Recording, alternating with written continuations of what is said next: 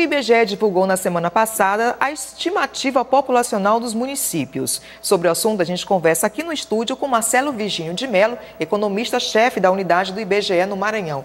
Boa tarde. Boa tarde. A gente começa falando desse crescimento populacional. A região metropolitana de São Luís, a gente verificou que houve um aumento maior do que o da capital. O que significa esse aumento? É uma tendência de interiorização ou superlotação das metrópoles? Na verdade, é uma tendência natural das grandes metrópoles. Quando você tem um adensamento populacional tipo metrópole, as suas adjacências elas são mais facilmente habitadas.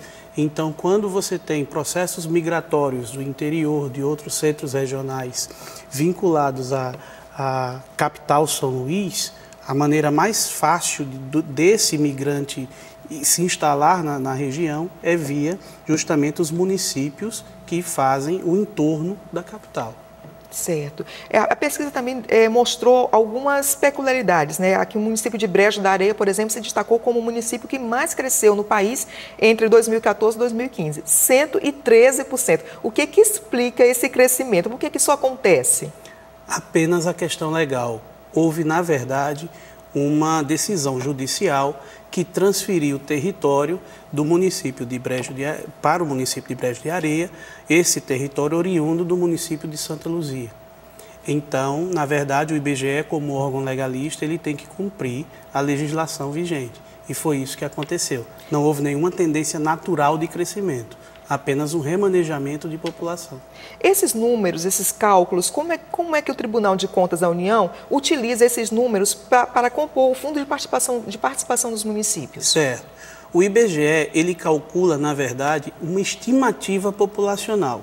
Essa estimativa, todos os anos, data de referência 1º de julho do ano de referência e, na verdade, dá um tempo para que as autoridades municipais se pronunciem a respeito daquela estimativa, se tem alguma incorreção ou não. A partir disso, nós, em outubro, chancelamos a informação e encaminhamos em tempo hábil para o Tribunal de Contas da União, para que, já em janeiro do ano subsequente, os valores percebidos de Fundo de Participação do município sejam repassados aos municípios. A pesquisa também mostrou que houve queda na população dos municípios. Dos 5.700 municípios, houve queda em praticamente 3.700, é isso mesmo? A grande questão é que isso é uma tendência natural da demografia brasileira. Você tem uma tendência demográfica de queda brusca nas taxas de natalidade. Isso já veio do censo de 2010 e 2000 e é um problema do ponto de vista demográfico.